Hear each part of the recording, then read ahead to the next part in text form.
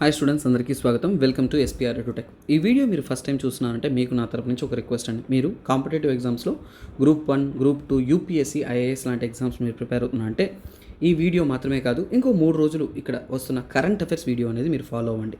ఒకసారి చూడండి, మీకు నచ్చింది, మీ ఎగ్జామ్ పాయింట్ ఆఫ్ వ్యూలో చాలా ఇంపార్టెంట్, యూజ్ అవుతుందంటే తప్పకుండా రెగ్యులర్గా ఫాలో అవుతారండి. వీడియోకి లైక్ చేయండి, కమెంట్ చేయండి, అలాగే మన ఛానల్ని సబ్స్క్రైబ్ చేసుకోండి.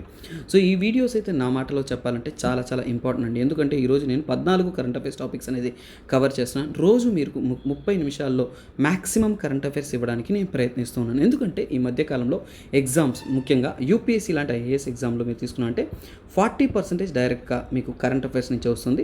ఇండైరెక్ట్గా ఇంకో 40% కూడా కరెంట్ అఫైర్స్కి లింక్ టప్గా ఉంది. అంటే 80% క్వశ్చన్లు అనేది మీకు డైరెక్ట్గాను ఇండైరెక్ట్గాను కరెంట్ అఫైర్స్తోని కనెక్ట్ అయ్యి ఉందండి. సో అందువలనే మీ యొక్క కరెంట్ అఫైర్స్ ప్రిపరేషన్ అనేది చాలా చాలా చాలా చాలా క్రూషియల్. తప్పకుండా ఈ వీడియోని మీరు లైక్ చేయండి, కమెంట్ చేయండి, ఫాలో అవుతారండి. మీకోసం ఇలాంటి మరిన్ని ఎన్నో కరెంట్ అఫైర్స్ తీసుకొస్తూ ఉంటాను. కాకపోతే మీ సపోర్ట్ అనేది చాలా ఇంపార్టెంట్. ఒక్కొక్క పాజిటివ్ కమెంట్స్ కూడా నాకేంటంటే చాలా బూస్ట్ ఇస్తుంది. నాకు ఎంత టైట్ షెడ్యూల్ ఉన్నా కానీ మీకు వీడియో తీయడానికి నన్ను మోటివేట్ చేస్తుంది. So kindly keep supporting, we can get in to the topic of the day. So first current affairs ఏంటంటే, రీసెంట్గా డీలిమిటేషన్ కమిషన్ గురించి న్యూస్లో ఉంది. డీలిమిటేషన్ అంటే ఏంటి? చాలా సింపుల్గా చెప్తా చూడండి. ఒక ఎమ్మెల్యే ఉంటారండి, లేదంటే ఎంపీ ఉంటారండి. సో ఎమ్మెల్యే కానీ ఎంపీ కానీ ఎంత ప్రాంతం వరకు పోటీ చేస్తారు అంటే ఈ నియోజకవర్గం, కాన్స్టిట్యూషన్ చెప్తాం కదండి, ఆ కాన్స్టిట్యూషన్ని ఫిక్స్ చేసేదే ఈ డీలిమిటేషన్ కమిషన్. అంటే ఒక ఎంపీకి ఎంతమంది జనాభాకి ఒక ఎంపీ ఉంటారు అంటే ఎంపీ అనే అతను 2 రకాలు, ఒకటి పాపులేషన్కి ఉంటారు, తర్వాత ఏరియాకు ఉంటారు, అంతే కదండి. సో ఎంత ఏరియాకి అతను ఉంటారు, ఎంత పాపులేషన్ ఉంటారు అనే దాన్ని ఫిక్స్ చేసేదే ఈ యొక్క డీలిమిటేషన్స్. ఇండియా వారీగా ఈ డీలిమిటేషన్ని నిర్ణయించడానికి ఉండేదే ఈ డీలిమిటేషన్ కమిషన్ అన్నమాట. సో ఈ డీలిమిటేషన్ కమిషన్ ఏం చేస్తుంది, దాని గురించి ఏంటంటే సుప్రీంకోర్టు ఏంటంటే రీసెంట్గా వచ్చేసి సెంట్రల్ గవర్నమెంట్కి వచ్చేసి డీలిమిటేషన్ కొత్త కమిషన్ ఏదైతే మీరు స్థాపిస్తున్నారో దానికి కొన్ని డైరెక్షన్స్ ఇస్తానని చెప్పిందనమాట. సో ఇక్కడ రీసెంట్గా చాలా చాలా important articles, UPSC point of వ్యూలో ఆర్టికల్స్ అనేది చాలా చాలా ఇంపార్టెంట్. ఇక్కడ ఏం చెప్తున్నారు అంటే చూడండి, plea to seek a professional representation Limbu and Tamang tribal communities and all Sikkim and West Bengal ఇచ్చిన అసెంబ్లీ ఎలక్షన్స్లో వాళ్ళు ఏం చెప్తున్నారంటే కొద్దిగా ఏంటంటే ఈ యొక్క ప్రొఫెషనల్ రిప్రజెంటేషన్ తీసుకురండి, ఈ ఎస్సీ ఎస్టీ ఎవరైతే ఉన్నారో వాళ్ళకి తగినటువంటి రిజర్వేషన్స్ కూడా ఇచ్చేలా చూడని చెప్తున్నారు. సో అలాగే ఏంటంటే సుప్రీంకోర్టు కూడా ఏం చెప్పిందంటే వాళ్ళకి ఇవ్వబడిన హక్కులను మీరు కాపాడాలి. ఈ డీలిమిటేషన్ కమిషన్లో మీరు తీసుకుంటున్నప్పుడు, డీలిమిటేషన్ చేస్తున్నప్పుడు వాళ్ళ హక్కులను మీరు సంరక్షించాలని చెప్తున్నారు. యూపీఎస్సీలో మీకు ఆర్టికల్స్ చాలా ఇంపార్టెంట్. ఆర్టికల్ 330 ఏం చెప్తుందంటే హౌస్ ఆఫ్ ద పీపుల్ అంటే ఏంటి, లోక్సభ. లోక్సభలో మీరు ఎంతమంది, ఫర్ ఎగ్జాంపుల్ అంటే ఎస్సీ అండ్ ఎస్టీస్ కోసం ప్రత్యేకమైన రిజర్వేషన్ అనేది ఇవ్వబడింది. సో దాన్నే ఆర్టికల్ 330లో చెప్పబడింది. అలాగే స్టేట్ అసెంబ్లీలో కూడా ఏంటంటే మనకి ఏంటంటే రిజర్వేషన్ అనేది ఎస్సీ ఎస్టీ ప్రజలకు అనేది ఇవ్వడం జరిగింది. సో దాన్ని కూడా ఆర్టికల్ 332లో అష్యూర్ చేస్తున్నారు. అలాగే మనకి ఆర్టికల్ 14 ఏదైతే ఉందో right to equality before law అనేది ఏదైతే ఉంటుందో ఆ ఈక్వాలిటీ బిఫోర్ లా అని కూడా మనం ఎన్ష్యూర్ చేయాలి అనేది సుప్రీంకోర్టు అనేది డీలిమిటేషన్ కమిషన్ ద్వారా చెప్పారు క్లియర్గా. దాన్ని స్థాపిస్తున్నప్పుడు దీన్ని మనం కన్సిడర్ చేసుకోవాలని చెప్తున్నారు. అలాగే డీలిమిటేషన్ కమిషన్ విషయానికి వస్తానంటే ఆర్టికల్ 82లో కాన్స్టిట్యూషన్లో క్లియర్గా చెప్తున్నారు, డీలిమిటేషన్ యాక్ట్ ప్రకారం మనం ఏంటంటే డీలిమిటేషన్ని మనము స్థాపించాలి. ఈ కమిషన్ అనేది ఏంటంటే ఫర్ ఎగ్జాంపుల్ అంటే ఈ కాన్స్టిట్యుయెన్సీస్ నియోజకవర్గాల యొక్క నెంబర్ని, బౌండరీస్ని నిర్ణయించడానికి, అది లోక్సభ అయినా స్టేట్ అసెంబ్లీ ఎలక్షన్ అయినా, ముఖ్యంగా ప్రతి సెన్సస్ తర్వాత ఇది చేయాలని, అంటే ప్రతి జనాభా లెక్కింపు తర్వాత చేయాలి. కానీ ఈ మధ్యలో ఎందుకు సార్ చేయలేదు అంటే దాని గురించి కూడా నేను చెప్తానమాట. కాకపోతే ఇక్కడ ఇంకొక విషయం ఏంటంటే డీలిమిటేషన్ కమిషన్ తీసుకున్న నిర్ణయాలు అనేది ఏ కోర్టులో కూడా ప్రశ్నించడానికి లేదు, not challengeable in any court. ఎందుకు సార్ కోర్టులో ఎందుకు సార్ ఛాలెంజ్ చేయాల్సిన అవసరం లేదంటే డీలిమిటేషన్ కమిషన్లో ముఖ్యంగా సుప్రీంకోర్టు జడ్జి అనేది ఉంటారు. అంటే రిటైర్డ్ కానీ లేదంటే కరెంట్ జడ్జి కానీ ఉండొచ్చు చైర్మన్గా. ఎప్పుడైతే జ్యుడిషియరీలో హైయెస్ట్ మోస్ట్ సుప్రీంకోర్టు నుంచి ఒక జడ్జి ఉంటారో ఖచ్చితంగా మళ్ళీ దానికన్నా హయ్యర్ బాడీ లేదు కాబట్టి దాని కోర్టులో ఏ కోర్టులో కూడా ప్రశ్నించడానికి ఛాన్స్ లేదు. అలాగే అందులో ఎలక్షన్ కమిషనర్స్ కూడా ఉంటారు. అలాగే నామినేటర్ లేదంటే ఎలక్షన్ కమిషనర్ నామినేట్ చేసిన వ్యక్తి కానీ ఉండొచ్చు. స్టేట్ లెవెల్లో వచ్చేసి ఆ స్టేట్కి చెందిన స్టేట్ ఎలక్షన్ కమిషనర్స్ గారు ఉంటారు.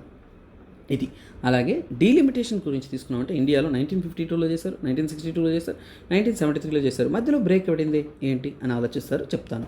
2002లో కూడా చేశారు.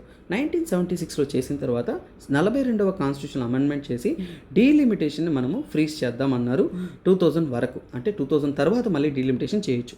2001లో జనాభా లెక్కింపు చేసిన తర్వాత 2002లో మళ్ళీ ఇంకో డీలిమిటేషన్ అనేది చేస్తారు. తర్వాత మళ్ళీ 84th కాన్స్టిట్యూషన్ అమెండ్మెంట్ యాక్ట్ తీసుకొచ్చేసి ఇంకో రానున్న 25 సంవత్సరాలకు వచ్చేసి చెప్పేసి డీలిమిటేషన్ చేయము, ఫ్రీజ్ చేసి పెడతామని చెప్పారు. అంటే 2006 వరకు, అంటే ఇప్పుడు 2026. సో 2026 వస్తుంది కాబట్టి 2026 వస్తుంది కాబట్టి దాని తర్వాత డీలిమిటేషన్ కమిషన్ చేయాలి కాబట్టి ఇంకా జనాభా లెక్కింపు జరగలేదు కాబట్టి జనాభా లెక్కింపు తర్వాత ఖచ్చితంగా డీలిమిటేషన్ కమిషన్ స్థాపించి డీలిమిటేషన్ అనేది చేయాలనేది నిర్ణయించుకున్నారు. This is what the current affairs, very important for your exam point of view. So తర్వాత నెక్స్ట్ కరెంట్ అఫైర్స్ ఏంటంటే కరెంట్ అఫైర్స్ నెంబర్ 2 చూద్దాము. ఇక్కడ మీరాబాయి గారి యొక్క 525th బర్త్డే సెలబ్రేషన్లో పీఎం గారు పార్టిసిపేట్ చేశారు. హూ ఇస్ దిస్ మీరాబాయి, ఎందుకు ఇంపార్టెంట్ అనేది తెలుసుకుందాం. 1498 నుంచి 1546 వరకు జీవించిన ఒక ముఖ్యమైన భక్తి శైలికి చెందిన ఒక కవియే మీరాబాయి. వారు భక్తి మూమెంట్లో చాలా ఇంపార్టెంట్ కాంట్రిబ్యూషన్ చేశారు. భక్తి మూమెంట్లో మహిళల యొక్క కాంట్రిబ్యూషన్ ఉంది అని చెప్పే విధంగా అద్భుతమైన వ్యక్తి ఎవరంటే మీరాబాయి గారు. సో వారు సగుణ భక్తిని ఫాలో అవుతున్న వారు. సగుణ అంటే ఏంటి? ఒక దేవునికి రూపాన్ని ఇచ్చేదాన్ని సగుణ అని అంటారు. సో ఇందులో ఏంటంటే లార్డ్ కృష్ణ, సో తను కృష్ణుడిని తన భర్తగా భావించుకునేసి కృష్ణుడిలో లీనమైపోయిన ఒక గొప్ప ఒక సెయింట్ అనమాట. సో అలాగే వాళ్ళ యొక్క జీవితం తీసుకున్నంటే మీరాబాయి అనే వారు వచ్చేసి రాజ్పుట్ రాజైన రతన్ సింగ్కి జన్మించారు. జోధ్పూర్ రాజస్థాన్కి చెందిన రాజు అతను. సో రాజవంశంలో జన్మించి ఒక రాజునే పెళ్లి చేసుకుంటారు, భోజ్ రాజాని. సో అతను రాణా సంగా యొక్క కొడుకు, ప్రిన్స్ ఆఫ్ మేవార్. సో 1516లో పెళ్ళి, 1526లో ఆయన చనిపోయారు. ఆయన చనిపోయిన తర్వాత తన జీవితం చాలా వరకు రాయల్ లైఫ్ అయినా సరే ఆ రాయల్ లైఫ్ని వదిలేసి వారు ఈ మీరాబాయి గారు బృందావనం అనే ఒక సింపుల్ లైఫ్కి అనేది మూవ్ అయ్యారు. తర్వాత తన యొక్క జీవిత చివరి కాలంలో ద్వారకా ప్రాంతానికి షిఫ్ట్ అయ్యారు. అలాగే వారు కవిత్వాలలో చాలా ఫేమస్. ఎన్నో హిందీ మరియు బ్రజ్ భాషలో రాజస్థానీ డైలెక్ట్లో అద్భుతమైన కవిత్వాలన్నీ కూడా రాశారు. మేరేతో గిరిధర్ గోపాల్, పాయోజీ మేనే రామ్, రతన ధన పాయు, ఇలాంటివి చాలా గొప్ప గొప్ప పాటలు అనేది తను ఏంటంటే పోయమ్స్ అనేది రాశారు. అలాగే తన యొక్క పోయమ్స్ అన్నింటినీ కూడా రాబర్ట్ బ్లీ అండ్ జానే హెర్ష్ఫీల్డ్ అనే ఇద్దరు కూడా ఇంగ్లీష్లోకి అనువాదం అనేది చేశారు. అది మాత్రమే కాకుండా మీరాబాయి గారు ఒక సోషల్ రిఫార్మర్ కూడా. ఎందుకంటే రవిదాస్ యొక్క డిసైపుల్గా ఉంటూ వారు అన్టచబిలిటీకి వ్యతిరేకంగా కూడా నినాదాలు ఇచ్చారు. అలాగే సమాజంలో ఎన్నో అపనమ్మకాలు ఉంటున్నా కానీ వాటిని బ్రేక్ చేశారు. ప్రిన్సెస్గా ఉంటూ, విడోగా ఉంటూ ఎంతోమంది తను తక్కువ చూపు చూస్తున్నా కానీ సమాజంలో తను ఛాలెంజ్ చేసి ఒక మార్పును తీసుకొచ్చేలాగా భక్తి మూమెంట్లో ఇన్వాల్వ్ అయ్యారు అనమాట. అలాగే ఏంటంటే మీరాబాయి గారు భక్తి మూమెంట్లో వెరీ వెరీ ప్రామినెంట్ కవి. మనందరికీ తెలుసు భక్తి మూమెంట్ అంటే ఏంటి. దేవుణ్ణి స్మరించడానికి ఒక కొత్త రూపాన్ని మిడివల్ ఇండియన్ టైంలో ఇచ్చిన ఒక మూమెంటే భక్తి మూమెంట్. అంటే దేవుడు అనేవాడు మనం ఎక్కడో పోయి గుళ్ళల్లో గోపురాల్లో కాదు, మన మనసులో కొలవాలనే ఒక విషయాన్ని చక్కగా చెప్పింది ఈ యొక్క భక్తి మూమెంట్. భక్తి కవుల్లో అనేది ఏంటంటే దేవుణ్ణి చేరడానికి వాళ్ళు చూడండి ముఖ్యంగా చాలా స్ట్రిక్ట్ పద్ధతులు ఫాలో అవ్వాలి, అది ఫాలో అలా కాదండి. దేవుడి మీద మీకు ప్రేమ ఉండాలి, దేవుని మీద మీకు అభిమానం ఉండాలి, భక్తి ఉండాలి అనే విధంగా చక్కగా చెప్పింది ఈ భక్తి మూమెంట్. నార్త్ ఇండియాలో 1300 నుంచి కూడా 1550 కాలంలో చాలా ఫేమస్గా ఉన్నది ఈ భక్తి మూమెంట్. అలాగే భక్తి మూమెంట్లో సగుణ మరియు నిర్గుణ ఉంటుంది. దేవునికి రూపాన్ని ఇస్తున్నామంటే అది సగుణ అండి. For example Shiva, Vishnu, goddess అంటే ఆంథ్రోపోమోర్ఫిక్ అంటే దేవునికి ఏదో రకమైన మనిషి రూపాన్ని నుంచి మనము స్మరిస్తూ ఉంటాము, దాన్ని సగుణ అంటాం. నిర్గుణ అంటే దేవునికి ఏ రూపము లేదు అనేది నిర్గుణ అని చెప్తాం. అందులో ముఖ్యమైన కవులలో గురునానక్, తులసిదాస్, కబీర్దాస్, రవిదాస్, సూర్దాస్ వీళ్ళంతా కూడా భక్తి మూమెంట్కి చెందిన చాలా చాలా important personalities. Current affairs number 3లోకి వస్తున్నాం. గురు తేజ్ బహదూర్ యొక్క మ్యాట్యూర్డమ్ డే అనేది సెలబ్రేట్ చేస్తున్నారు. గురు అంటే సిక్ గురువుల్లో 9వ ముఖ్యమైన గురు తేజ్ బహదూర్. ఇతను చాలా ఇంపార్టెంట్. యూపీఎస్సీ లాంటి ఎగ్జామ్లో ఇతని గురించి క్వశ్చన్స్ ఆల్రెడీ వచ్చున్నాయి. సో మీరు చాలా జాగ్రత్తగా చదవాలన్నమాట. కంటెంట్లోకి వెళ్తున్నాము అంటే తను 6వ సిక్కు గురైన గురు హర్గోబింద్కి అలాగే మాతా నాన్కీకి జన్మించిన వారు. అలాగే తన కుటుంబం హిస్టరీలో తీసుకుంటే గురు గోబింద్ సింగ్ గారి తండ్రి కూడా మన గురు తేజ్ బహదూర్. సో గురు గోబింద్ సింగ్ 10వ గురువు అండి. తర్వాత గురువు యొక్క లీనియేజ్ అనేది ఆగిపోతుంది. That's it. చిన్నతనంలో త్యాగ్ మాల్ అని అనేవారు. తర్వాత తను తేజ్ బహదూర్గా అనేది మారారనమాట. ఎలా గురు తేజ్ బహదూర్గా మారారంటే ముఘల్కి వ్యతిరేకంగా పోరాటంలో 13 ఏళ్ల కాలంలోనే తను ఏంటంటే యుద్ధంలో అనేది పార్టిసిపేట్ చేశారు. తన ధైర్యాన్ని అని గుర్తించి తేజ్ బహదూర్గానే తనను పిలువబడుతుంది. అలాగే తను ఉపయోగించిన భాష ఎక్కువగా ఏంటంటే సదుక్రి మరియు బ్రజ్ భాషలు ఎక్కువగా మాట్లాడేవారు. అలాగే తను ఏంటంటే ఔరంగజేబ్ చేత చంపబడ్డారండి, ఎగ్జిక్యూట్ చేయబడ్డాడు. సో అందుకోసమే మ్యాట్యూర్డమ్ అని సెలబ్రేట్ చేస్తూ ఉన్నాం. అతను చాలా వరకు ఏంటంటే సమాజంలో అంటే అక్కడ సిక్లో కూడా ఏంటంటే ఒక ధైర్యానికి, కరేజ్కి అన్నిటికీ కూడా ఒక నిదర్శనంగా అనేది నిలిచారు. తన లైఫ్ అనేది ఒక ఎగ్జాంపుల్గా అనేది ఉండిందండి. సో దిస్ ఇస్ అండి. ఇంకా చెప్పాలంటే గురు తేజ్ బహదూర్తో మొఘళ్ళకి సో కాల్ మనం చూస్తున్న సిక్కులకు యుద్ధాలు అనేది చాలా భయంకరంగా అనేది మారిందనమాట. నెక్స్ట్ కరెంట్ అఫైర్స్ చూద్దామండి. నెక్స్ట్ కరెంట్ అఫైర్స్ ఏంటంటే ఫోర్త్ కరెంట్ అఫైర్స్లో అకౌంట్ అగ్రిగేటర్స్ అనేది న్యూస్లో ఉంది. ఏంటదని చెప్తాను చూడండి. ఫస్ట్ నేను చెప్పే కాన్సెప్ట్ వినండి. నాకు ఎస్బీఐలో అకౌంట్ ఉందండి. సో ఇప్పుడు ఎస్బీఐలో అకౌంట్ ఉన్నప్పుడు నేను నా కేవైసీ ఇచ్చుంటాను, నా పాన్ కార్డు, ఆధార్ కార్డు, నా డీటెయిల్స్ అన్నీ వీళ్ళ దగ్గర ఇచ్చుంటాను. ఇప్పుడు నేను హెచ్డిఎఫ్సిలో కొంతకాలం తర్వాత అకౌంట్ ఓపెన్ చేయాలి. ఇప్పుడు హెచ్డిఎఫ్సి దగ్గర ఓపెన్ చేయాలి, మళ్ళీ వీళ్ళ దగ్గర physical copy, physical documents, physical requirements అన్నీ ఇవ్వాలి కదండి. దానికి బదులుగా ఇంకొకరు ఉంటారండి, అకౌంట్ అగ్రిగేట్స్. సో వీళ్ళు ఏం చేస్తారంటే ఈ యొక్క కేవైసీ నామ్స్, ఇన్ఫర్మేషన్స్ అన్నీ కూడా వీళ్ళ దగ్గర సెక్యూర్డ్గా స్టోర్ అయి ఉంటుంది. సో ఇప్పుడు ఫైనాన్షియల్ ఇన్స్టిట్యూషన్ ఎస్బీఐ కానీ, హెచ్డిఎఫ్సి కానీ, ఎల్ఐసి కానీ, ఇంకా ఇతర ఏదైనా కానీ ఫైనాన్షియల్ ఇన్స్టిట్యూషన్స్కి ఇన్ఫర్మేషన్ కావాలన్నప్పుడు వీళ్ళు అందిస్తారనమాట. సో అందువల్ల ఏంటంటే మల్టిపుల్ టైమ్స్ ఫిజికల్ కాపీస్ ఇవన్నీ ట్రాన్సాక్షన్ జరగకుండా సింపుల్గా అనేది పని అయిపోతుంది. దాన్నే అకౌంట్ అగ్రిగేట్ అంటారు. చాలా సింపుల్గా చెప్పేశాను, నేను చాలా క్విక్గా చెప్తానండి క్లాసు. మీరు చాలా జాగ్రత్తగా మైండ్ అండ్ సోల్ పెట్టి వినాలి. సో ఇక్కడ చూడండి, ఎస్బీఐలో చేసిన ప్రాసెస్ మళ్ళీ అక్కడ చేయకుండా ఉండడానికి మా యొక్క పర్సనల్ ఇన్ఫర్మేషన్ అంతా కూడా స్టోర్ చేసే ఒకటే అకౌంట్ అగ్రిగేట్. Very simple. ఈ అకౌంట్ అగ్రిగేట్ని ఎవరు కంట్రోల్ చేస్తారంటే ఆర్బీఐ, గుర్తుపెట్టుకోండి. So that's it. ఇప్పుడు చూద్దాం. ఫైనాన్స్ మినిస్టర్ రీసెంట్గా స్టేట్మెంట్ ఏమి ఇచ్చారంటే ఈ అకౌంట్ అగ్రిగేటర్స్ ఏదైతే ఉంటుందో చాలా సేఫ్ అండి, మీరు భయపడాల్సిన అవసరం లేదు. కన్జ్యూమర్ డేటా, ఎందుకంటే కన్జ్యూమర్ డేటానే కదా వాళ్ళ దగ్గర ఉంటుంది, ఈ డేటా అనేది సేఫ్గా ఉంటుంది, ఎటువంటి ఇబ్బంది లేదు అని చెప్తున్నారు. ఈ అకౌంట్ అగ్రిగేటర్స్ అనేది యాక్చువల్గా ఏంటంటే ఆర్బీఐచే కంట్రోల్ చేయబడుతున్న ఒక ఎంటిటీ. సో అలాగే ఏంటంటే సో వీళ్ళు ఎన్బిఎఫ్సిగా, నాన్ బ్యాంకింగ్ ఫైనాన్షియల్ కంపెనీగా అనేది రిజిస్టర్ చేసుకొని ఉన్నారు. సో అలాగే అకౌంట్ అగ్రిగేటర్ తీసుకున్నామంటే చాలా వరకు డిజిటల్ యాక్సెస్, అంటే secure and digital access for individuals who share information from financial institution అంటారు ద విత్ ఇన్ ఏఏ. అంటే ఫైనాన్షియల్ ఇన్స్టిట్యూషన్స్ మధ్య ఇన్ఫర్మేషన్ షేర్ చేయడానికి, ఇండివిజువల్ యొక్క ఇన్ఫర్మేషన్ షేర్ చేయడానికి ఇది హెల్ప్ అవుతుంది. సో దీని ద్వారా ఏంటంటే physically signed and scanned copies, bank statements, ఇతరవన్నీ కూడా యూజర్ నేమ్స్ అన్నీ కూడా థర్డ్ పార్టీ మధ్య షేర్ చేయకుండా ఈజీగా క్విక్గా పని అయిపోవడానికి ఇది హెల్ప్ అవుతుంది అనమాట. దీనివల్ల అడ్వాంటేజ్ ఏంటంటే చాలా త్వరగా పని అయిపోతుంది, సెక్యూరిటీ ఉంటుంది, ఫైనాన్షియల్ ఇన్ఫర్మేషన్ ఎక్స్చేంజ్కి యూజ్ అవుతూ ఉంటుంది, లోన్స్, ఫైనాన్షియల్ ప్రోడక్ట్స్, ఇతర సర్వీసెస్ అనేది పొందడానికి మనకి ఈజీ ఆపర్చునిటీగా అనేది ఉంటుంది. సో ఇదండి, ఒక బ్యాంక్లో అకౌంట్ పెట్టుకొని ఇంకో బ్యాంక్లో లోన్ అడగడానికి కూడా మనకు అవకాశంగా ఉంటుంది. ఇవన్నీ కూడా కొత్త రకమైన సర్వీసెస్ అందించడానికి అద్భుతంగా హెల్ప్ అవుతున్నారు ఈ అకౌంట్ అగ్రిగేటర్స్ అనేవాళ్ళు. మోడర్న్ కాలంలో ఈ యొక్క ఫైనాన్షియల్ ఇన్ఫర్మేషన్ని అన్నిటిని షేర్ చేయడానికి అన్నిటికీ కూడా ఒక అద్భుతమైన ఇన్నోవేషన్ గాను ఇంపార్టెంట్ రోల్ ప్లే చేస్తుందని చెప్తున్నారు. సో ఫిఫ్త్ కరెంట్ అఫైర్స్ ఏంటంటే ప్రపంచంలోనే అతిపెద్ద సోలార్ ఫెసిలిటీ అనేది రీసెంట్గా అనేది నూర్ అబు దాబీలో అనేది ఓపెన్ చేస్తున్నారు. ప్రపంచంలో చూడండి వన్ ఆఫ్ ద అండి, ప్రపంచంలో అంటే వన్ ఆఫ్ ద అంటే this is not the largest, but this is one of the largest అని చెప్పచ్చు. అది న్యూస్లో ఉంది, బట్ అది మనకి ఇంపార్టెంట్ కాదు. మన ఇండియాలో ఉన్న ముఖ్యమైన పవర్ ప్లాంట్స్ ఏవో గుర్తుపెట్టుకుంటే బెటర్ అండి. సో చాలా వరకు ఇండియాలో వచ్చేసి రాజస్థాన్లో బద్లా సోలార్ పవర్ పార్క్ అనేది ఉంది, 2.25 గిగావాట్స్ కలిగింది, one of the largest in India అని చెప్పుకోవచ్చు. అలాగే పావగడ సోలార్ పార్క్ అనేది కర్ణాటకలో ఉంది, 2 గిగావాట్స్ వరకు ప్రొడ్యూస్ చేస్తుంది. ఇండియాలో ఉంటున్న one of the powerful infrastructure కలిగిన సోలార్ పవర్ ప్లాంట్ ఇదనమాట. అలాగే రామగుండం మనందరికీ తెలిసింది, తెలంగాణలో ఉంటున్న ఒక సోలార్ పవర్ ప్లాంట్. ఇది ప్రపంచంలోనే కాదు ఇండియాలోనే, సో గుర్తుపెట్టుకోండి, ఇండియాలోనే లార్జెస్ట్ ఫ్లోటింగ్ సోలార్ పవర్, అంటే ఫ్లోటింగ్ సోలార్ పవర్ ప్రాజెక్ట్స్లో ఇది లార్జెస్ట్ అనమాట. ఇండియాలో 2022లో ఇది కమిషన్ అయ్యింది. తర్వాత ఇంకా కొన్ని విషయాలు తీసుకున్నట్టే కొచ్చిన్ ఇంటర్నేషనల్ ఎయిర్పోర్ట్ అనేది మన ఇండియాలోనే లార్జెస్ట్ సోలార్ పవర్ ఎయిర్పోర్ట్ అనమాట. సో ఇలాంటి పవర్ ప్రాజెక్ట్స్ కానీ ఇవన్నీ వచ్చినప్పుడు మనకు రిలేటెడ్ ఇన్ఫర్మేషన్ చదవడం బెటర్ అనమాట. దీని ద్వారా రెన్యూవబుల్ ఎనర్జీని, అలాగే సస్టైనబుల్ ఎనర్జీ ప్రాక్టీసెస్ని, సోలార్ ల్యాండ్స్కేప్ని అన్నింటిని కూడా తెలియజేయడానికి హెల్ప్ అవుతుంది. నెక్స్ట్ కరెంట్ అఫైర్స్లోకి వెళ్దాం. మంకీ పాక్స్ వైరస్ అనేది రీసెంట్గా స్ప్రెడ్ అవుతుంటుంది. కాంగోలో ఇది స్ప్రెడ్ అవుతున్నట్టు న్యూస్ స్ప్రెడ్ అవుతుంది, దాని గురించి మనం తెలుసుకుందాం. మంకీ పాక్స్ వైరస్ అనేది అంటే మీకు గజ్జి, తామర వచ్చే విధంగా బొబ్బలు వచ్చి, ర్యాషెస్ వచ్చి, అన్ని లింఫ్ నోడ్స్లో ఎన్లార్జ్ అవ్వడం, జ్వరాలు రావడం ఇలా వస్తుంది ఈ మంకీ వైరస్ తాకితే. అలాగే ఇది చాలా వరకు ఏంటంటే ఒరిజినల్గా ఇది ఎక్కడ ఉంటుంది వైరస్ అనేది తెలియదు, కానీ జనరల్గా వచ్చేసి స్క్విరల్స్ అండ్ మంకీస్లో ఇది ఎక్కువగా ఉంటుంది. మంకీస్లో ఉండడం వల్ల మంకీ పాక్స్ అని అంటున్నాం. ఇది ఒక వ్యక్తి నుంచి ఇంకో వ్యక్తికి ఎలా ట్రాన్స్ఫర్ అవుతుంది, డైరెక్ట్గా ఆ స్కిన్ టు స్కిన్ కాంటాక్ట్ వల్ల, డైరెక్ట్ కాంటాక్ట్ వల్ల ఇంకా లీషన్స్ కానీ స్కిన్ ఇన్ఫెక్షన్స్ వల్ల స్ప్రెడ్ అవ్వచ్చు. రీసెంట్గా WHO ఏం చెప్పిందంటే సెక్షువల్ ద్వారా కూడా ఏంటంటే ఈ మంకీ పాక్స్ వైరస్ అనేది స్ప్రెడ్ అవుతుందని చెప్తున్నారు. అది కాంగోలో ఫస్ట్ టైం అనేది కన్ఫర్మ్ చేస్తున్నారు. అలాగే ఈ అవుట్బ్రేక్ అనేది చాలా భయంకరమైన అవుట్బ్రేక్, చాలా త్వరగా అనేది స్ప్రెడ్ అవుతుందని చెప్తున్నారు.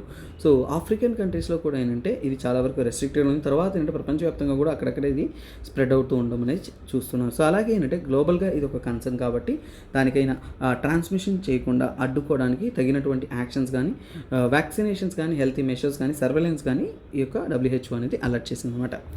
నెక్స్ట్ కరెంట్ అఫైర్స్లోకి వెళ్దాం. 7th కరెంట్ అఫైర్స్లో ఈరోజు ఏంటంటే బ్యాంక్ లిక్విడిటీ డెఫిసిట్. సింపుల్గా చెప్తా చూడండి, మీ దగ్గర ఇప్పుడు ఒక రాహుల్ అనే వ్యక్తి ఉన్నాడండి. రాహుల్ అనే వ్యక్తి దగ్గర ఒక ఏకర్ పొలం ఉంది. ఆ ఏకర్ అనేది 10 కోట్ల ఆస్తి అండి. అలాగే ఆ రాహుల్ అనే వ్యక్తికి ఒక అపార్ట్మెంట్ కూడా ఉంది. ఈ అపార్ట్మెంట్ యొక్క ఆస్తి ఎంతంటే 60 లక్షలండి, 60 lakhs. ఇప్పుడు ఏంటంటే అన్నీ ఉన్నాయి మన రాహుల్కి. కానీ మన రాహుల్ పొద్దునే టిఫిన్ తినాలి. టిఫిన్ తినడానికి వెళ్ళినప్పుడు తను ఏం చేస్తాడు, నా దగ్గర ఒక ఎకరా ఉంది, 10 కోట్ల ఆస్తి చేస్తుంది, నా దగ్గర అపార్ట్మెంట్ 60 లక్షలు వస్తుంది, నాకు టిఫిన్ అంటే ఇస్తారా? లేదు. ఖచ్చితంగా టిఫిన్ తినడానికి తన దగ్గర ఉన్న 50 రూపాయలు ఏదైతే ఉంటుందో ఇవ్వాలి. సో అంటే అతని దగ్గర 50 రూపాయలు లేదు అంటే హీ డోంట్ హ్యావ్ లిక్విడిటీ. అంతే కదండి. అంటే డే టు డే ట్రాన్సాక్షన్స్కి, తను రోజువారీ కార్యక్రమాలు చేసుకోవడానికి, డే టు డే యాక్షన్స్కి ఏం కావాలా? నీ దగ్గర ఎన్ని కోట్లు ఆస్తుందో తెలియదు. ఇది లిక్విడిటీ కాదు. ఏకర్ అనేది లిక్విడిటీ కాదు, అపార్ట్మెంట్ లిక్విడిటీ కాదు. అదే చూడండి, టిఫిన్ తినడానికి పోయాడు, సో అందువల్ల 50 రూపీస్ ఇచ్చాడు, సో టిఫిన్ తినగలిగాడు. ఆ 50 రూపీస్ లేదంటే టిఫిన్ తినలేడు. అంటే అతని దగ్గర లిక్విడిటీ లేదు. 50 రూపీస్ లేదంటే అతని దగ్గర ఎంత ఆస్తుంది? లిక్విడిటీ లేదు. అలాగే తనకి చేతికి ఒక బంగారు ఉంగరం ఉంది, గోల్డ్ రింగ్ ఉంది. ఆ గోల్డ్ రింగ్ వెంటనే పక్కన ఉన్న షాపుకు పోయి తాకట్టు పెట్టుకున్నాడు, వెంటనే డబ్బు వస్తుంది.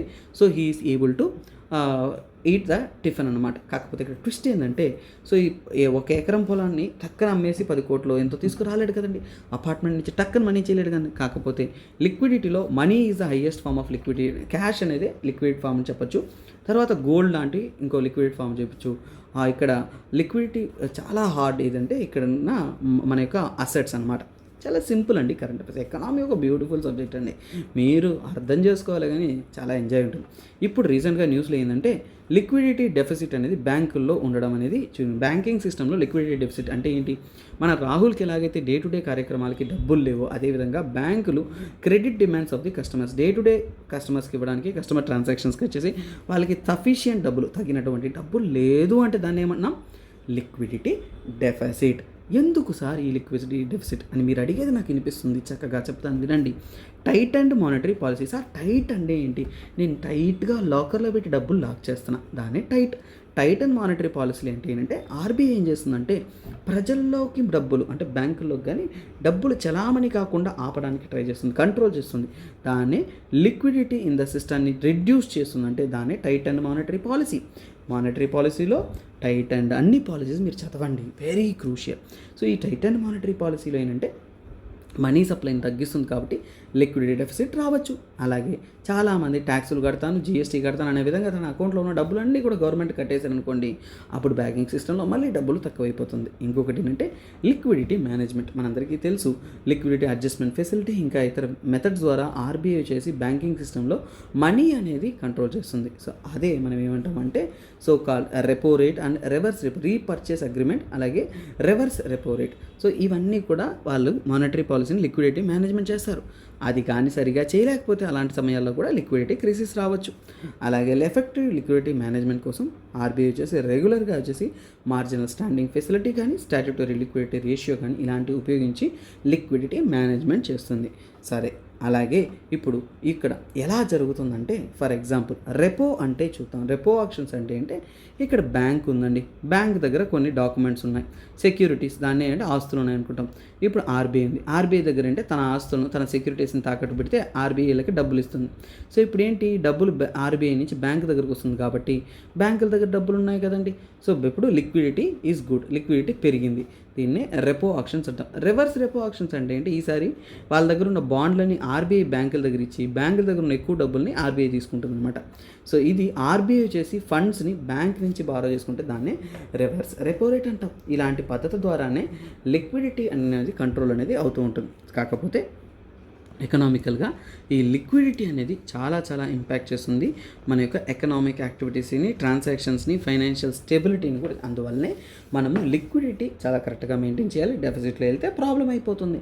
అలాగే కంటిన్యూస్గా లిక్విడిటీని మానిటర్ చేయాలి, మనం కేర్ఫుల్గా అడ్జస్ట్ చేసుకుంటున్నాం, అయితేనే ఎకనామీకి ఇట్ ఈస్ సేఫ్ అనమాట. తర్వాత కరెంట్ అఫైర్స్ అంటే ఏవియన్ ఇన్ఫ్లుయెన్జా AH9N2. రీసెంట్గా చైనాలో ఇది ఒక పక్షులకు వచ్చే జబ్బు అండి, ఇన్ఫ్లుయెన్జా వైరస్ H9N2. ఇది స్ప్రెడ్ అవుతుంది, అవుట్బ్రేక్ అయిందని చెప్తున్నారు. ఇది ఇన్ఫ్లుయెన్జా A వైరస్. ఇందులో ప్రాబ్లం ఏంటంటే ఇన్ఫ్లుయెన్జా A వైరస్ అనేది అంటే నాట్ ఓన్లీ బర్డ్ ఫ్లూ అండి, పక్షులకు మాత్రమే కాదు, హ్యూమన్కి కూడా వచ్చే అవకాశం ఉంది. రెగ్యులర్గా రేర్, కానీ వచ్చే అవకాశం ఉందా లేదా, అందువల్లనే డేంజరస్ అనమాట. చాలా వరకు H9N2 వైరస్ అనేది వైల్డ్ బర్డ్స్ సో అడవిలో ఉంటున్న పక్షులకు ఎక్కువగా ఉంటుంది. అలాగే పౌల్ట్రీ, మనకి కోళ్ళ ఫారాలు ఉంటాయి కదా, అక్కడ ఎక్కువగా ఉంటుందన్నమాట. సో ఇది మెల్లమెల్లగా ఒక్క పక్షికి వచ్చిందంటే తర్వాత మిగతా పౌల్ట్రీని అంతా కూడా ఎఫెక్ట్ చేస్తుంది, కాబట్టి రియల్లీ డేంజరస్. సో అందువలన ఏంటంటే మన ఇండియన్ నుంచి కూడా Indian council for agriculture research మరియు national institute of high security animal diseases ఎవరైతే ఉన్నారో నిషాద్, వీళ్ళిద్దరు కూడా కలిసి ఏంటంటే ఇక్కడ ఇది ఏవియన్ ఇన్ఫ్లుయెన్జా స్ప్రెడ్ కాకుండా ఈ యొక్క చికెన్స్కి, కోళ్ళకు వ్యాక్సిన్స్ అనేది వేస్తున్నారు. అలాగే నిఘా అనేది ఉంచున్నారు, ఎందుకంటే జాగ్రత్తగా ఉండాలి. ఒక్కసారి స్ప్రెడ్ అయిందంటే పక్షులకు మాత్రమే కాదు మనుషులకు వచ్చే అవకాశం ఉంది, కాబట్టి దే ఆర్ కేర్ఫుల్. దానికోసం ఇంటర్నేషనల్ వారీగా ఉంటున్న గ్లోబల్ హెల్త్ ఆర్గనైజేషన్తో కూడా మన ఇండియన్ గవర్నమెంట్ అనేది కొలాబరేట్ అవుతుంది. అందులో ఇది డేంజరస్, ఎందుకంటే హ్యూమన్కి కూడా స్ప్రెడ్ అయ్యే అవకాశం ఉంది, కాబట్టి ఎక్స్ట్రీమ్లీ డేంజరస్ అనమాట. చాలా చక్కగా, నీట్గా, సింపుల్గా అనేది మనం ఆర్టికల్ చదివాం. తర్వాత ఇంకోటి అంటే నేషనల్ క్యాష్యూ డే అనేది రీసెంట్గా సెలబ్రేట్ చేశారు. అందులో కొన్ని విషయాలు చెప్పుకున్నారు. Agriculture, processed food and food products and development authority, APEDA అనేది మన ఇండియా యొక్క అగ్రికల్చర్ మరియు ప్రాసెస్డ్ ఫుడ్ యొక్క ఆర్గనైజేషన్ అండి. వాళ్ళ తరపు నుంచి కూడా అంటే నేషనల్ క్యాష్యూ డేలో ఏంటంటే 23 నవంబర్ సెలబ్రేట్ చేశారు. అందులో ముఖ్యంగా 30 టన్నులకు పైగా క్యాష్యూ అనేది మన ఇండియా నుంచి ప్రపంచ దేశాలకు ఎగుమతి చేసినట్టు చెప్తున్నారు. యాక్చువల్గా ఈ క్యాష్యూ ఏదైతే మొంతుమాటు పప్పు ఏదైతే ఉంటుందో అది మనకి నేటివ్ ఎక్కడి నుంచి అంటే బ్రెజిల్ నుంచి వచ్చింది. మలబార్ అంటే కేరళ తీర ప్రాంతంలో 16వ శతాబ్దంలో పోర్చుగీస్ కాలంలో అనేది ఇది ఇండియాలో అనేది ప్లాంటేషన్ చేయడం జరిగింది. దీనికి శాండీ నుంచి loamy soils 20 to 38 degrees Celsius, అలాగే 60 to 95 డిగ్రీస్ రిలేటివ్ హ్యూమిడిటీ ఉండాలి. యాన్యువల్ ప్రెసిపిటేషన్ అంటే వర్షపాతం అనేది 200 సెంటీమీటర్స్ నుంచి 300 సెంటీమీటర్ వరకు ఉండాలి. ఇది ఎందుకు ఇంపార్టెంట్ అంటే మన ఇండియా వచ్చేసి ప్రపంచవ్యాప్తంగా తీసుకున్నప్పుడు second largest producer of cashew అనమాట. అలాగే మన ఇండియాలో మహారాష్ట్ర, ఏపీ, ఒడిశా, కర్ణాటక, తమిళనాడు లాంటి ప్రాంతాల్లో ఎక్కువగా ఇది పంట పండుతుంది. చాలా వరకు కమర్షియల్గా మనకి వయబుల్ అండి, ఆర్థికంగా చాలా వాల్యుబుల్. మనకి తెలుసు కదండి, ఒక కేజీ కొనాలంటే 1000 రూపాయల దాకా ఉంటుంది. అంటే this shows the economic importance, అంటే ఆర్థికంగా ఎక్కువగా లాభాన్ని ఇచ్చే ఒక క్రాప్ అని చెప్పొచ్చు. తరువాత నెక్స్ట్ ఇంకొక ఇంపార్టెంట్ కరెంట్ అఫైర్స్ అంటే కోసిస్మిక్ ఐనోస్పెరిక్ పెర్టుర్బేషన్ అనేది రీసెంట్గా న్యూస్ ఉంది. ఏమీ లేదండి, అంత ఎక్కువ మీరు వరీ అవ్వద్దు. కోసిస్మిక్ ఐనోస్పెరిక్ పెర్టుర్బేషన్ అంటే ఇక్కడ ఇది భూమి అండి. భూమిలో భూకంపం వస్తే అట్మాస్ఫియర్లో ఉండే ఇక్కడ ఉంటుంది కదా, అట్మాస్ఫియర్లో టాప్ మోస్ట్లీ అయిన అయనోస్ఫియర్, ఈ అయనోస్ఫియర్లో డిస్టర్బెన్స్ క్రియేట్ అవుతుంది. ఇక్కడ ఉంటున్న ఎలక్ట్రాన్ డెన్సిటీ అనేది మారుతుంది. దాన్ని ఏమన్నాం, కోసిస్మిక్ ఐనోస్పెరిక్ పెర్టుర్బేషన్. అది ఎలా జరుగుతుంది ఏంటని చూసాము యూపీఎస్సీలో, జియోగ్రఫీలో. Very very very very very very potential question. So ఇక్కడ చూద్దాం. రీసెంట్గా ఐనోస్పెరిక్ పెర్టుర్బేషన్ గురించి స్టడీ చేశారండి. చిన్నపాటి భూకంపాలు వచ్చినా కానీ మనకి అట్మాస్ఫియర్లో డిస్టర్బెన్స్ వస్తుంది అనేది క్లియర్గా చెప్తున్నారు. చాలా ఇంపార్టెంట్, గుర్తుపెట్టుకోండి. ఎర్త్ క్వాక్ వచ్చిందంటే నాట్ ఓన్లీ భూమిపైన, ఐనోస్ఫియర్లో కూడా డిస్టర్బెన్స్ వస్తుంది. Very important. తర్వాత దాన్నే కోసిస్మిక్ వెర్టికల్ క్లస్టర్స్ అంటే ఇక్కడ నుంచి భూమిలో భూకంపం వచ్చినప్పుడు ఆ వెర్టికల్గానే డిస్టర్బెన్స్ అవుతుంది. అదేంటంటే అకోస్టిక్ వేవ్స్. గుర్తుపెట్టుకోండి, భూమి మీద ఈ వెర్టికల్ మూమెంట్స్ రావడం వల్ల ఇక్కడి నుంచి అకోస్టిక్ వేవ్స్ అట్మాస్ఫియర్లోకి వెళ్ళి అట్మాస్ఫియర్ నుంచి కూడా ఐనోస్ఫియర్లో డిస్టర్బెన్స్ క్రియేట్ చేస్తుంది. సో అలాగే అక్కడ ఉన్న ఎలక్ట్రాన్ డెన్సిటీనే మార్చేస్తుంది. తర్వాత దీన్ని ground based global navigation satellite systems ద్వారా ఏంటంటే అబ్జర్వ్ చేయడం అనేది జరిగింది. అలాగే దీన్ని చదవడం వల్ల ఈ భూకంపాలు, ఎర్త్ క్వాక్ సోర్సెస్ని ఇంకా ఇతర విషయాల్ని స్టడీ చేయడానికి హెల్ప్ అవుతుందని చెప్తున్నారు. ఈ ఐనోస్పెరిక్ పెర్టుర్బేషన్ కానీ, కోసిస్మిక్ ఐనోస్పెరిక్ పెర్టుర్బేషన్ కానీ, లేదంటే అకౌస్టిక్ వేవ్స్ ఏవైతే ఉన్నాయో వీటిని చదవడం వల్ల మనకి ఎర్త్ క్వాక్ని అంతరిక్షం నుంచి కూడా చదవడానికి ఒక అద్భుతమైన అవకాశంగా ఉంటుందనేది సైంటిస్ట్ చెప్తున్నారు అనమాట. సో అలాగే దీని ద్వారా ఏంటంటే ఎర్లీ వార్నింగ్ సిస్టమ్స్కి, సీస్మిక్ ఈవెంట్స్ అంటే భూకంపాలకు ఇది ఎర్లీ వార్నింగ్ గాను ఇంకా చాలా సేఫ్టీగా మనకి ఇంకా మరింత ఎర్త్ క్వాక్స్ని వాటిని స్టడీ చేయడానికి హెల్ప్ అవుతుందని చెప్తున్నారు. Very important, very simple, very clear. Next current అఫైర్స్లోకి వెళ్దాం. చూడండి, 9th షెడ్యూల్ అనేది న్యూస్లో ఉందండి. 9th షెడ్యూల్ అనేది ఏంటో చెప్తాను చూడండి. ఈ 9th షెడ్యూల్ మీకు చాలా ఫన్నీగా చెప్తాను. నాకు చిన్నపాటి కథ గుర్తొస్తుందని. మేము చిన్నప్పుడు ఐస్ బాయ్ కానీ, డికోరీ కానీ, చెక్కాట్ అనేసి మా విలేజ్లో చాలా ఫన్నీ గేమ్స్ ఆడుతుంటామండి. ఆడుతున్నప్పుడు మాకు ఒకటి గుర్తొచ్చిందండి. ఒక వ్యక్తిని మేమంటే దొల్దొల్ పుచ్చకాయ అంటామండి. అంటే అతన్ని ఒకవేళ ఎవరన్నా కానీ అలా దొల్దొల్ పుచ్చకాయ కానీ ఎలా అన్నామంటే అతను వ్యక్తి అంటే అవుట్ చేసి అతను అవుట్ కాదనమాట. సో అంటే ఎవరన్నా పాపం మన బ్యాచ్ కన్నా చాలా చిన్నపిల్లడు మనతో వచ్చి జాయిన్ చేసి ఆడుతా అంటే వాళ్ళ సంతోషం కోసం ఆడమంటాము. ఆడుకునేటప్పుడు అతన్ని అవుట్ చేయకూడదు కాబట్టి మనం దొల్దొల్ పుచ్చకాయ అంటాం. అంటే ఏంటి, సో అతన్ని ఎవరు అవుట్ చేసినా కానీ అవుట్ కాదు. ఇప్పుడు ఎందుకు సార్ ఈ ఫన్నీ స్టోరీ చెప్పారంటే ఇప్పుడు చూద్దాం. 9th షెడ్యూల్ అలాంటిదే అండి. మన షెడ్యూల్ అన్నింటిలో కూడా దొల్దొల్ పుచ్చకాయ ఏంటంటే 9th షెడ్యూల్లో ఒక ఆర్టికల్ని తీసుకుపోయి పెట్టారు అంటే ఖచ్చితంగా అది ఏంటంటే జుడిషియల్. సో గుర్తుపెట్టుకోండి, జుడిషియరీ దీన్ని ప్రశ్నించలేదు. చాలా చక్కగా తీసుకోండి.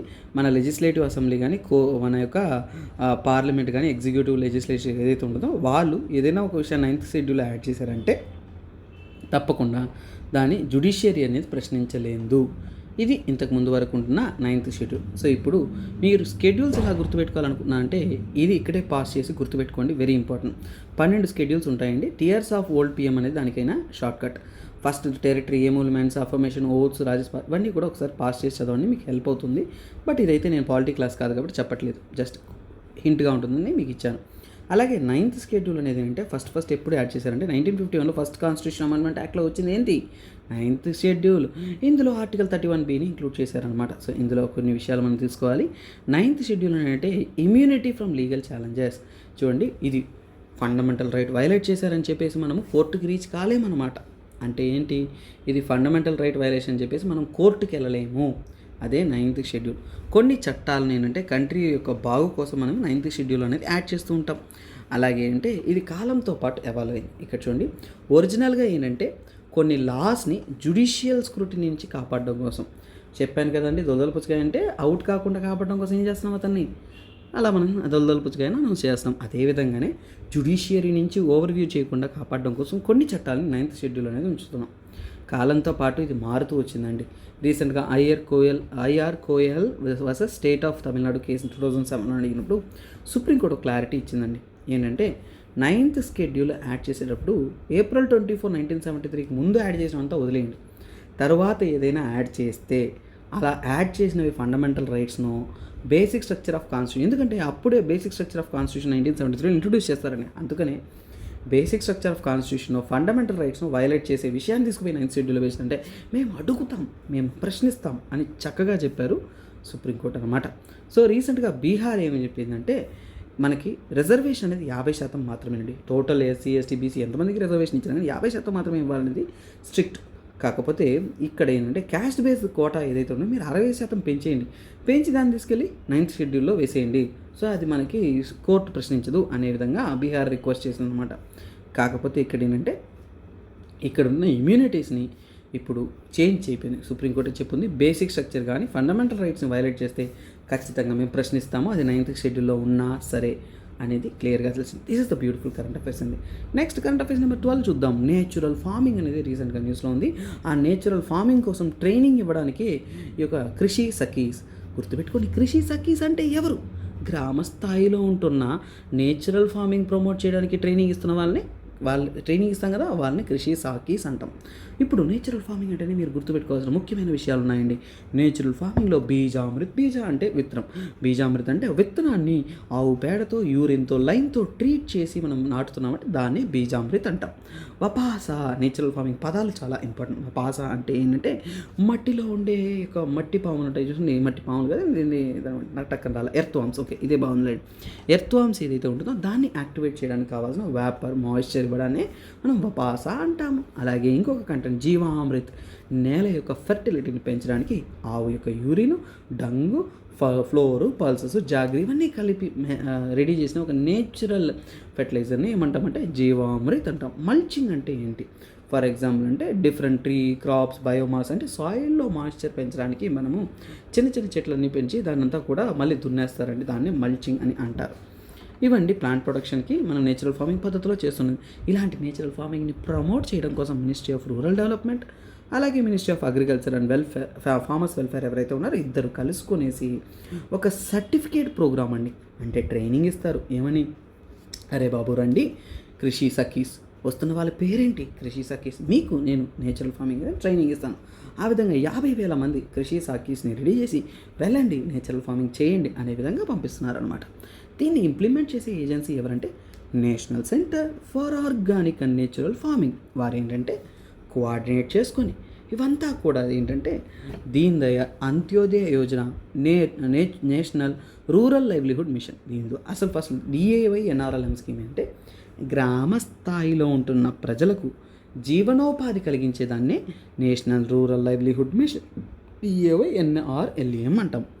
అందులో భాగంగా కృషి సాకీస్ అంటే సిటీలో ఉన్న వాళ్ళకైతే వ్యవసాయం నేర్పింగ్ కదండి, గ్రామ స్థాయిలో ఉంటున్న వారికి జీవనోపాధి డిఏవై ఎన్ఆర్ఎల్ఎం స్కీమ్ ద్వారా అంటే పవర్టీ పేదరికాన్ని నిర్మూలించడానికి మనము వాళ్ళకి సెల్ఫ్ ఎంప్లాయ్మెంట్ని లేదంటే స్కిల్డ్ వేస్ట్ ఆపర్చునిటీని క్రియేట్ చేస్తాం. ఆ విధంగానే కృషి సాకీస్ని ట్రైన్ చేస్తున్నాం. దీని ద్వారా అంటే గ్రామ స్థాయిలో ఉంటున్న వారికి ఎలా మనం ఎన్విరాన్మెంట్ ఫ్రెండ్లీగాను ఎకనామికల్లీ బెస్ట్ అగ్రికల్చర్ ప్రాక్టీస్ చేయడం. న్యాచురల్ ఫార్మింగ్ అంటే ఏంటి సార్ అంటే కెమికల్ లేకుండా వ్యవసాయం చేయడం, ఎన్విరాన్మెంట్ ఎకలాజీని కాపాడుకుంటూ రీసైక్లింగ్ చేసుకుంటూ మనము వ్యవసాయాన్ని అధికంగా మనము పెంచడం. అలాగే ఇందులో మన యొక్క మట్టి యొక్క సారాన్ని, సాయిల్ యొక్క ఆరోగ్యాన్ని కాపాడుకుంటూ డైవర్సిటీని పెంచుతూ అనిమల్ వెల్ఫేర్ చేస్తూ అలాగే లోకల్ రిసోర్స్ అవైలబుల్లో ఉన్న రిసోర్సెస్ని ఎక్కువగా ఉపయోగించుకుంటూ అలాగే ఇది కొన్ని సమస్యలు కూడా ఉన్నాయంటే పెస్ట్ అటాక్స్ చేయడం కానీ అలాగే ఇంకా ఎన్నో ఇనిషియేటివ్స్ కూడా నేషనల్ లెవెల్లో తీసుకొస్తున్నాం. National mission for natural farming, national mission on sustainable agriculture, national initiatives on natural farming. ఇవన్నీ ఏంటి మనం నేచురల్ ఫార్మింగ్ని ప్రమోట్ చేసే విధంగా ఇలాంటి ఇనిషియేటివ్స్ గవర్నమెంట్ అనేది తీసుకొస్తూ ఉందన్నమాట. సో మొత్తానికి ఏంటంటే గ్రామ స్థాయి లెవెల్లో కూడా నేచురల్ ఫార్మింగ్ని పరిచయం చేయడానికి ఇనిషియేటివ్స్ వచ్చాయండి. తర్వాత ఇంకో అద్భుతమైన కరెంట్ అఫైర్స్లోకి వస్తున్నామండి. జెనరిక్ డ్రగ్స్ అనేది రేర్ డిసీజెస్కి అనౌన్స్ చేస్తున్నాను. సో ఇప్పుడు రేర్ డిసీజ్ అని మొన్న కరెంట్ అఫైర్స్లో ఉందండి, చాలా అద్భుతమైన అరుదుగా వచ్చే జబ్బులనే రేర్ డిసీజెస్ అంటారు. జెనరిక్ డ్రగ్స్ అంటే ఏంటో ఈ యొక్క దీంట్లో చూపిస్తాను చూడండి, మీకు అర్థమవుతుంది. బ్రాండ్ పేరు. సో ఇక్కడ ఏంటంటే జెనరిక్ డ్రగ్స్కి బ్రాండ్ డ్రగ్స్కి ఏం డిఫరెన్స్? ఇంగ్రీడియంట్లో ఏ మార్పు లేదు. ప్రైస్లో మామూలు డ్రగ్స్ ఎక్కువ కాస్ట్ ఉంటాయి, జెనరిక్ డ్రగ్స్ తక్కువ కాస్ట్ ఉంటాయి. సో అలాగే ఏంటంటే సో ఇక్కడ insurance coverage. So insurance coverage అనేది ఎప్పుడు కవర్ అవుతుంది. Inactive ingredients tested and approved by FDA May differ but proven by acceptance of FDA. ఖచ్చితంగా ఎఫ్డీఏ ద్వారా అప్రూవల్ పొంది ఉంటుంది. స్ట్రెంగ్త్ అండ్ డోసేజ్, దాని మందు యొక్క వాల్యూ కానీ పవర్ అనేది సేమ్ టు సేమ్ ఉంటుంది. అలాగే అపియరెన్స్, డ్రగ్ యొక్క స్టాండర్డ్, సైజు, కలర్ ఇవన్నీ కూడా ప్యాకేజ్ అనేసి చాలా సూపర్గానే ఉంటుంది. కానీ ఈ ప్యాకేజెస్ ఇవన్నీ కూడా అంటే డిఫరెంట్గా అనేది ఉంటుంది అన్నమాట. అంతేనండి, సింపుల్ అండి, ఏం లేదండి. కంపెనీ మందులకి ఒక ఆల్టర్నేటివ్ మందులనే మనం జెనరిక్ డ్రగ్స్ అంటాం. తక్కువ కాస్ట్కి వస్తుంది, ఎటువంటి మార్పులు ఉండవు. సో ఇది ముఖ్యంగా రేర్ డిసీజెస్ని ట్రీట్ చేయడానికి గవర్నమెంట్ అనేది అప్రూవ్ చేసింది. ఎందుకు సార్ అంటే ఫర్ ఎగ్జాంపుల్ అంటే రేర్ డిసీజెస్కి మెడిసిన్స్ అంతా కూడా హై కాస్ట్ పెడతారండి. కానీ అది అందుబాటులో ఉండే రేట్లకు వచ్చేదానికి అఫోర్డబిలిటీ అండ్ యాక్సెసిబిలిటీ పెంచేదానికి జెనరిక్ డ్రగ్స్లో ఇంట్రొడ్యూస్ చేశారు. Generic version price 100 times lower than the current market value of branded drugs. చూడండి, మామూలు డ్రగ్స్కి ఇది చాలా చాలా తక్కువ రేట్ అండి. అలాగే ఏంటంటే చాలా ప్రజలకి ఇది అందుబాటులో ఉంటుంది రేర్ డిసీజెస్తో సఫర్ అవ్వడానికి. ఇందులో కొన్ని రేర్ డిసీజ్ ఇచ్చారు. ట్రయోసినేమియా అనేది autosomal recessive genetic metabolic disorder, genetic జబ్బు అండి. సో దీనికి ఏంటంటే ఫార్మలీ అసెటేట్ హైడ్రోలైజ్ ఎంజైమ్ అనేది మన బాడీలో తక్కువ అవడం వల్ల అమైనో యాసిడ్ ట్రయోసిన్ అనేది బ్రేక్ చేయలేక ఈ జబ్బు అనేది వస్తుంది. తర్వాత గౌచర్ డిసీజ్, ఇది కూడా ఒక మెటబాలిక్ డిసార్డర్. ఇది ఇన్హెరిటెడ్ అంటే తల్లిదండ్రుల నుంచి కూడా పిల్లలకు వస్తుంది అనమాట. ఇది ముఖ్యంగా మన బాడీలో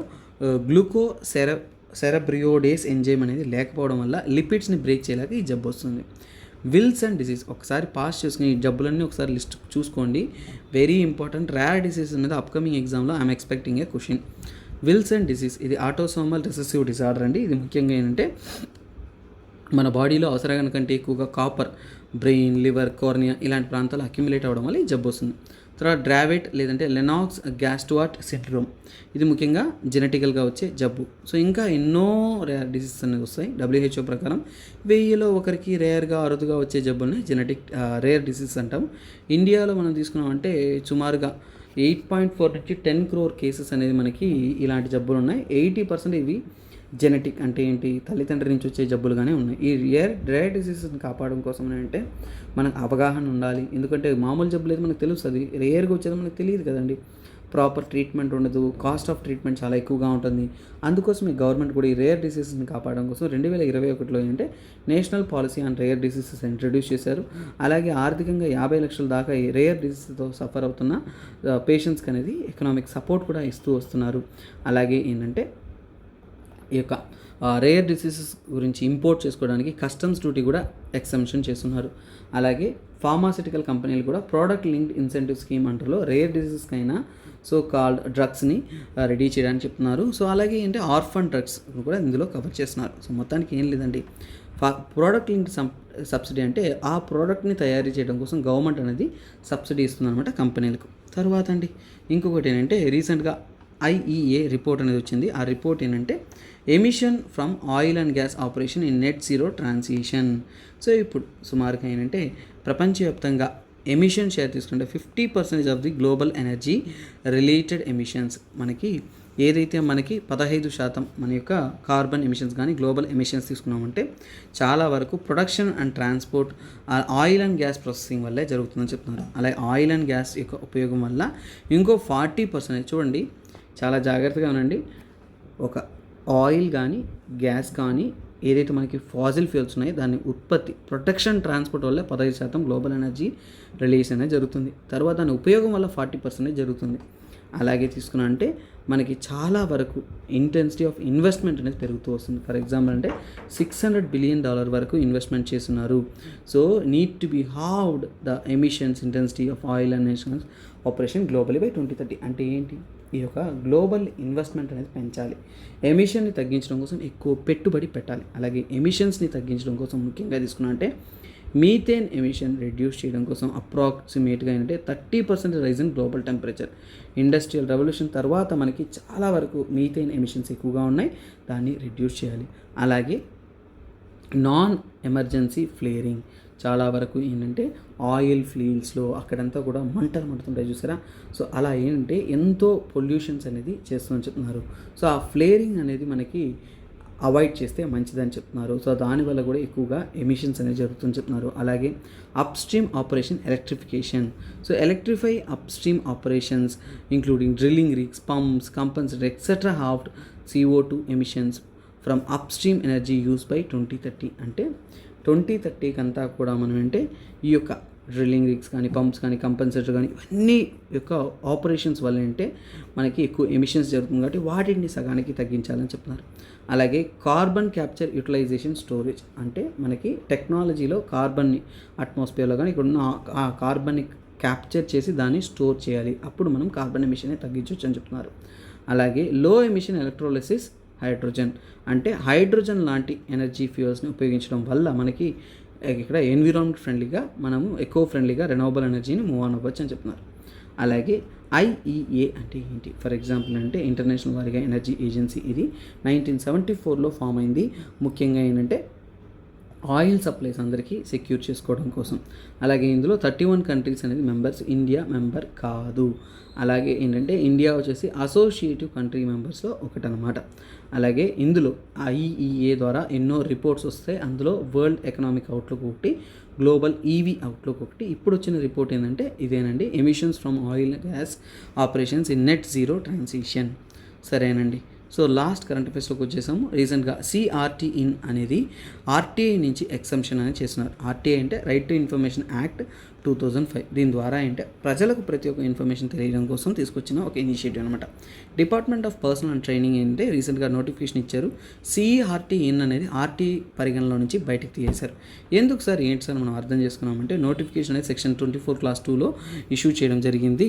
సో ఇక్కడ ఫస్ట్ ఆర్టీఐ అంటే తెలుసుకుందాం. సిటిజన్స్కి, ప్రజలందరికీ కూడా గవర్నమెంట్ నుంచి జరుగుతున్న విషయాలన్నీ కూడా తెలిసేదానికి, పబ్లిక్ అథారిటీస్ యొక్క ఇన్ఫర్మేషన్ తెలిసేదానికోసం, ఒక ట్రాన్స్పరెన్సీ అండ్ అకౌంటబిలిటీని పెంచేదాని కోసం గవర్నెన్స్లో ఈ యొక్క ఆర్టీ యాక్ట్ అనేది తీసుకొచ్చారు. అందులో సెక్షన్ 24 ఆఫ్ ఆర్టీ యాక్ట్ ఏంటంటే ఇంటెలిజెన్స్ అండ్ సెక్యూరిటీ ఆర్గనైజేషన్, కొన్ని సీక్రెట్ ఆర్గనైజేషన్ ఉంటాయి, ఇంటెలిజెంట్ ఆర్గనైజేషన్స్ ఉంటాయి, అవన్నీ కూడా ఏంటంటే ఆర్టీఐలో సెకండ్ షెడ్యూల్లో అవన్నీ లిస్ట్ చేస్తున్నారు. సో వాటిలో ఏంటంటే ఎప్పుడైనా కానీ ఆర్టీఐ అనేది అప్లై కాదు. So exclusion do not apply to information related to corruption allegation and human rights violation. అంటే ఏంటి, ఆ యొక్క ఇంటెలిజెన్స్ ఆఫీసర్స్ యొక్క పర్సనల్ ఇన్ఫర్మేషన్స్ అన్ని మనం ప్రశ్నించలేము ఆర్టీఐ ద్వారా. కానీ కరప్షన్ కానీ హ్యూమన్ రైట్స్ వైలేషన్ చేస్తే అప్పుడు మనం ఆర్టీఐ వేయొచ్చు అనమాట. అలాగే సెకండ్ షెడ్యూల్ ఏజెన్సీస్ అంటే ఏంటి, సెకండ్ షెడ్యూల్ ఏజెన్సీస్ ఆఫ్ ఆర్టీఐలో ఏవేవి ఉంటాయంటే intelligence and security agencies of India, రా కానీ ఐబీ కానీ, ఇప్పుడు ఆ రా ఐబీతో పాటు సిఆర్టీని కూడా ఇంక్లూడ్ చేశారు. మొత్తానికి ఏంటంటే 27 ఏజెన్సీస్ ఇందులో ఉన్నాయండి. అంటే ఏంటంటే వాటి యొక్క ఇన్ఫర్మేషన్ ఆర్టీఐలో ఇవ్వరనమాట. సో ఇది ఎందుకంటే కొన్ని సెన్సిటివ్ ఇన్ఫర్మేషన్ ఉంటే మన ఇండియన్ సావరనిటీని డిస్టర్బ్ చేస్తే అందువలన ఏంటంటే దాన్ని సెక్యూర్ చేస్తున్నామని చెప్తున్నారు. సో ఇదంతా కూడా పబ్లిక్ ఇంట్రెస్ట్ మీదనే, protection of the public interest మీద దీన్ని ఇంక్లూడ్ చేశారని చెప్తున్నారు.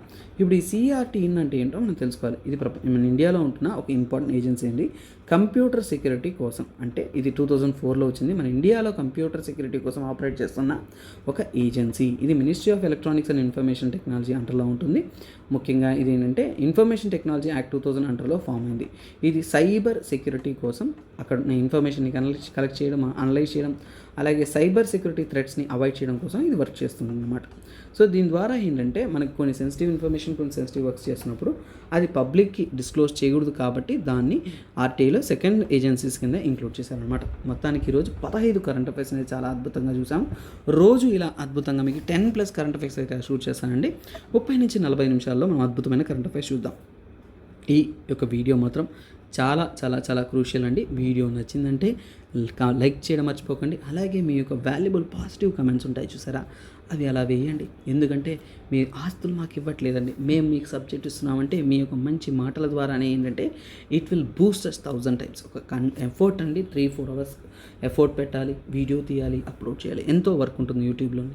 ఒక ఫన్నీ వీడియోస్కి ఈజీగా వ్యూస్ వస్తాయి, డబ్బులు వస్తాయి. బట్ ఇక్కడ ఏంటంటే this is something we are working on the betterment. So అందువల్ల మర్చిపోకుండా సబ్స్క్రైబ్ చేసుకోండి. అలాగే వాల్యుబుల్ పాజిటివ్ కమెంట్స్ మాత్రం కమెంట్ చేస్తూ రండి. So that will be boosting more and more. Thank you guys, this is my SP signing off. Have a nice day. Bye. Take